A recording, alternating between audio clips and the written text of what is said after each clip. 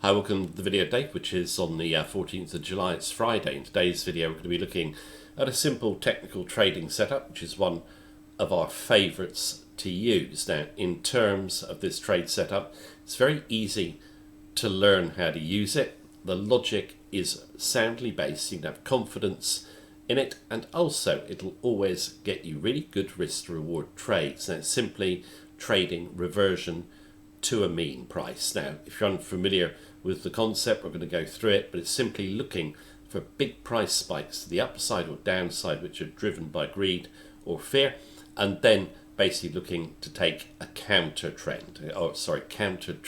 Now, in terms of the setup, we're looking at a few US dollar pairs in relation to it, and we're going to go over to the charts in just a moment. Now, in terms of, just before we do go to the charts, if you want to learn our trading strategy, all our trading techniques, as well as check out our daily technical sentiment analysis of 14 FX pairs, all you need to do, go to the link beneath this video and you get live access to our member centre for a limited period of time. You can also join our free educational mailing list, follow us on Facebook, and join our Facebook group of traders if you wish. Right, let's go and take a look at the trade setup in more detail. Right, just look at trading reversion to the mean. Few points here to keep in mind. First one, look for high volatility moves, outer band expansion, and moves outside of the outer bands. Now, in terms of bands, we're using a Bollinger Band on this chart. Outer band's orange, mid band is green. What do the outer bands show us first of all? They show us the volatility of the pair. So here, when we're moving kind of gently and sideways, the volatility is not too big. The bands are fairly close. Over on the right, when you get this huge sell-off, the bands expand and they're showing us high volatility. Now, in terms of Bollinger Bands, you'll normally see outer bands hold price. So, for example, here when we go up, we hug the outer Bollinger Band, but we don't really get away from it outside, and then we come back to the mean. Now, the 20-day moving average just simply smooths out short-term fluctuations. It's a 20-day moving average, so prices revert to the mean there. You sell off down here outside the outer Bollinger Bands, they revert, or the price reverts to the mean there. Here we've sold off, and we've got a full candle here outside the band and another one here. We like it when you get high volatility move and you get fully outside the band with a candle. Okay, we're then looking for a price to come back within. We're looking for correction of oversold. We'll normally use the mean price and nearby support or resistance. I'll draw my levels in a moment. Now, in terms of high volatility moves, they're driven by sentiment.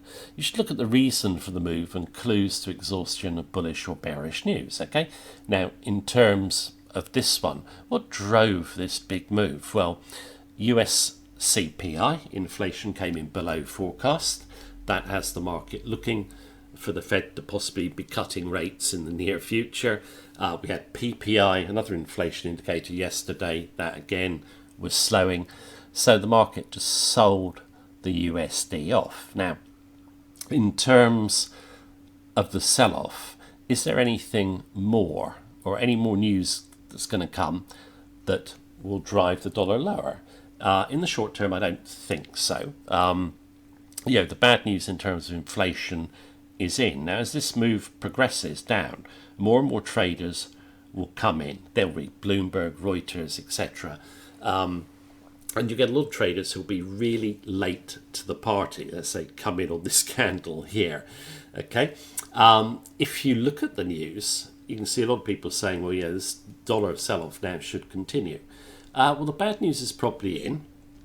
The big selling is probably drying up, and you've got a lot of stops that could get hit. That's going to trigger the counter move. Okay. Now, in terms of skewing the risk to reward, establishing entry and stop, let me just show you how we do this by drawing some levels on the chart. Right, chart of USD NOK. The price slipped back a bit when I was doing my little summary on reversion to the mean, so I put in the latest chart. Now, in terms of levels, we'll do them in a moment, but let's have a look at a longer term chart, which is the weekly chart. And what you see here is obviously a big red candle to the downside outside the outer Bollinger, and we've kind of violated a level which I think is significant, which is the 10 level. Two bodies here, take it out decisively on that blue. Okay, so we're a little bit below the level at this moment in time, but we're going to use the level in terms of how we do this pair or trade this pair. First of all, I'm drawing the level of support. That is the first level, so basically on the two bodies.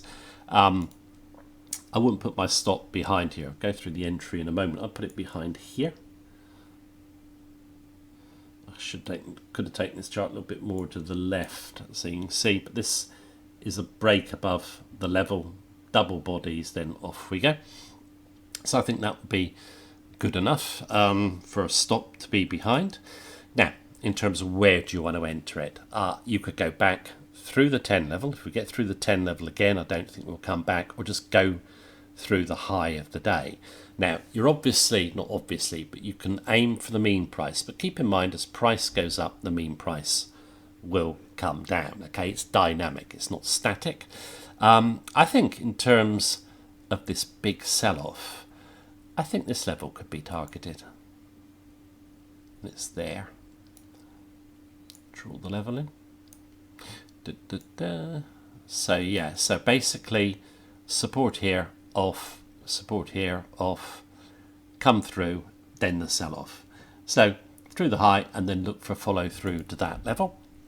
Now, in terms of the logic of the trade is obviously if you do get triggered long, you're looking for the stops to get rolled. Okay, so hopefully you get strong follow through. If you get back within the outer band, you don't need to leave your stop behind second level. You can probably bring it up behind first level. Okay, so yeah, that is the setup, and there's plenty of moves outside the outer Bollinger Band in USD pairs. I just want to look at a couple more, so let's go to my next pair, which is going to be USD SEK, or US dollar Swedish krona.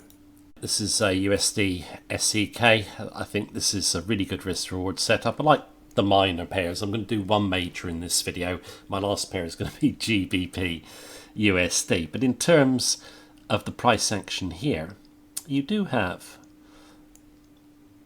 a level of support there. Okay, now in terms of this level of support, you can see why I've drawn it. It's where we pushed off there, the big rally, and then you get the big tumble back to the level. Now what's interesting in this one for us is you make a new low, or a lower low than yesterday's low, and now a strong blue candle. I think that's the exhaustion of the selling. We're at a high of the day. I think that's a buy right now, and I think the stop could be just back from the 10.20 level, something like 10.18.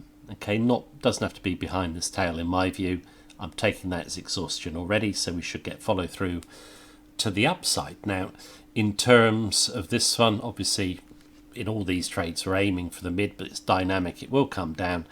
A level of resistance I think could be targeted would be here, so 10.60. So it's basically where we broke out there, found support, break out the big red, follow through, we should gravitate back up to that level in our view. Now in terms of this one, it's a strong, a blue candle today that's at the high.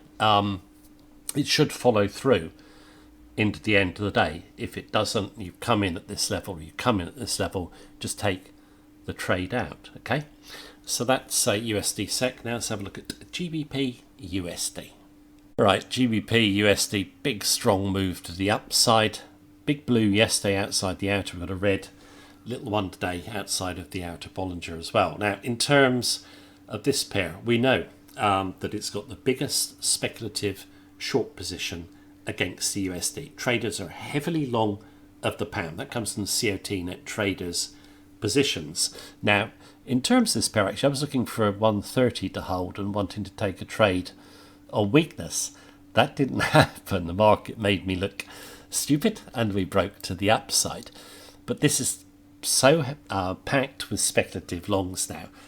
We should see some decent corrective action. Now in terms of playing this trade, I think you've got double top there. Okay, First level of resistance. Next level of big resistance is 132, but I don't want to go back behind that level. I just want to go about 20 pips back from the double top. So I'm going to say 131.50. Okay, where would you come into this trade? Look just for to come back within the outer Bollinger Band, so 130.70. Okay, where could we go to?